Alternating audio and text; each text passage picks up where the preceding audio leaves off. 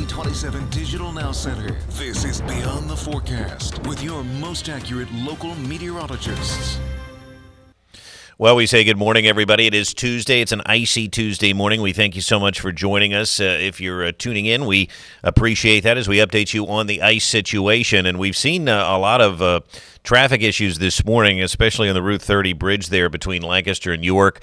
There was a crash allegedly due to ice, and bridges are icy. We have back roads that are icy. Sidewalks, cars.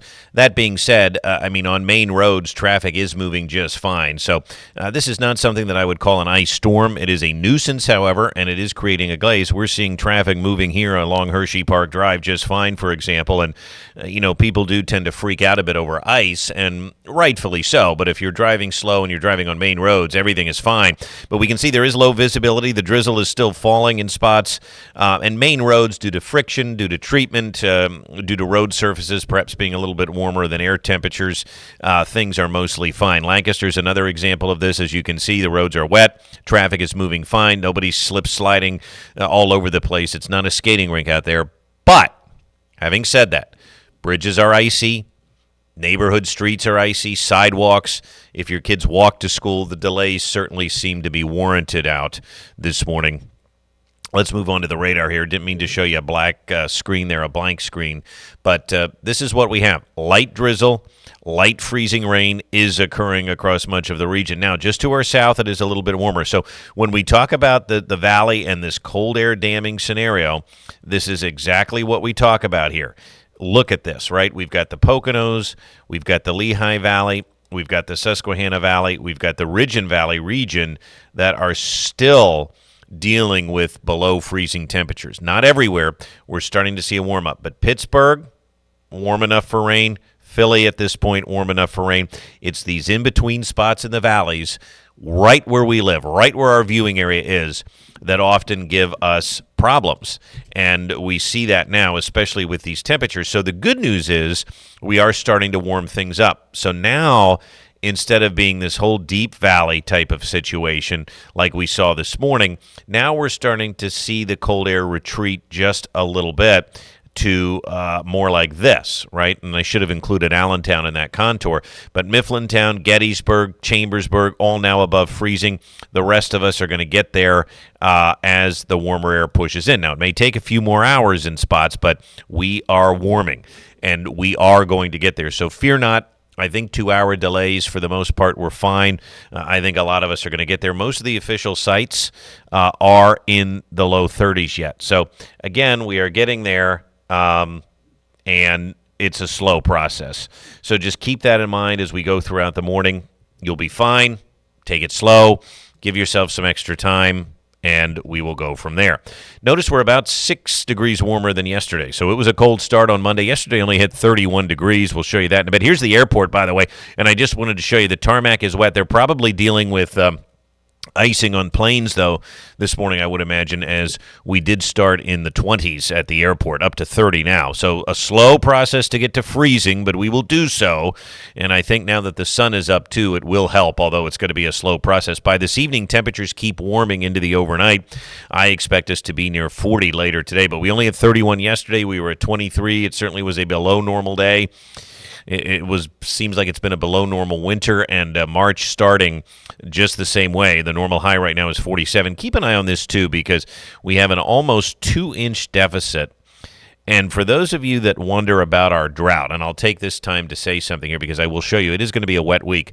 I've had a lot of people ask me, how can we be behind on rainfall with all of the snow melt? Listen, the snow melt helps, but other than the 2 snowstorms we had, and let's face it, the blizzard was not a blizzard here. We had a few inches of snow. The big snowstorm that gave us over a foot in January, that's fine. But, it didn't melt for a while. That helps with the water table, certainly. But it was a slow melting process. And somebody asked me today on Facebook, how far in the hole have we been each of the last 3 years?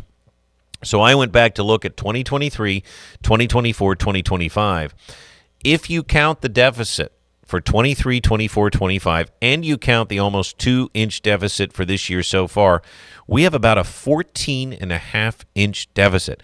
That is a lot, my friends. So yes, we still have drought conditions. We still are behind on rainfall dating back for years, and we could use some, and we are going to get some this week. I think this should put us right. Icy conditions this morning thanks to cool air to the north, but this rain here is starting to move in. Again, it is going to take some time, but we will change things over. We're already seeing that in some of our western counties. So by late morning, early afternoon, this will become rain showers. I expect a steady rain tonight, and this is the deal, too, over the next few days. Timing this out is really going to be critical. So if you have evening plans, expect it to be wet. Most of the night will be dry, but we do get a couple of stray showers. And then tomorrow, off and on rain showers. This is going to make it cooler than we thought. Unfortunately, Thursday, more of the same, some scattered light showers during the day. And then at night, heavy rain looks to be possible here Thursday night into early Friday morning. In terms of how much rain we anticipate, again, a good healthy amount this week each day, counting today, counting Wednesday, counting Thursday night and early Friday, we could see totals go over an inch and likely between 1 and 2 inches of rain. Now, models usually overdo the precipitation, but I even think if we see an inch of rain out of this, that's good news. So a slow warm-up today. Temperatures will take off eventually, but it's going to be a while. We will warm tonight, likely getting near 40 degrees overnight. And then tomorrow, this is the real question. Can we get out of the 40s to near 50 degrees? Original models showed that we could, and I want to start by showing you another model here now because that clearly showed we're going to be stuck in the low 40s. That is a prime cold air damming scenario, and I want to take you through here. Let's look at the latest NAM model to see if this actually has a similar fate for tomorrow. So today, again, a very slow warming process, but it has the same idea. By this evening, upper 30s. We should continue to warm tonight. Here is tomorrow. What does this do? Well, this still takes us near 50 tomorrow. So that gives me a little bit of hope. The NAM is notoriously cooler, and it can pick up on things like easterly flow maybe a little bit sooner. This does perhaps a better job of our precision cast, indicating that we should at least get to 50 tomorrow. And then what does it do Thursday? Thursday, it still takes us into the mid-50s. So I still have hope that we can get warmer here toward the end of the week. But precision cast fighting us on that. Again, we'll show you. This only has us in the low 40s tomorrow. I'm going to keep 50 for now. This could be a real battle shaping up for tomorrow, depending on how much easterly flow we get. But early March looks wet. We've tried to caution you of this. We will have frequent rain chances. It should be milder. We're not going back into the Arctic anytime soon. Saturday, for example, could hit 70 before more rain Saturday night. Then the front looks to sink to the south early next week. Still warm, but not as warm. And if we can get some sunshine Monday and Tuesday, that's going to be nice. Long-range temperatures still look mild. I mean, if we can hit 50 tomorrow, that's a good sign we can get into the mid-50s on Thursday. According to the NAM, we can. 60 by Friday and then sitting near 70 through early next week. We do get a little cooler Sunday and Monday as that front sags south, but and certainly cooler after that. But listen, 50s, 60s, 70s, are we really going to quibble after the winter that we've had? I certainly hope not. So 37, that won't happen until late afternoon or evening. Freezing drizzle changes to rain. 2-hour delays likely a good call today. Cloudy, some stray showers tonight as temperatures continue to go up.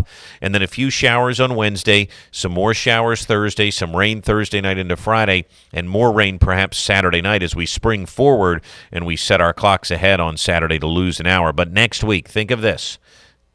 Next week we have post 7 p.m. sunsets. Yes! Spring is on the way. Hang in there, everybody. Watch out for that ice this morning. For now, I'm meteorologist Brett Thackara for Beyond the Forecast. Have a wonderful day, and we'll eventually get to some warmer temperatures. Take care.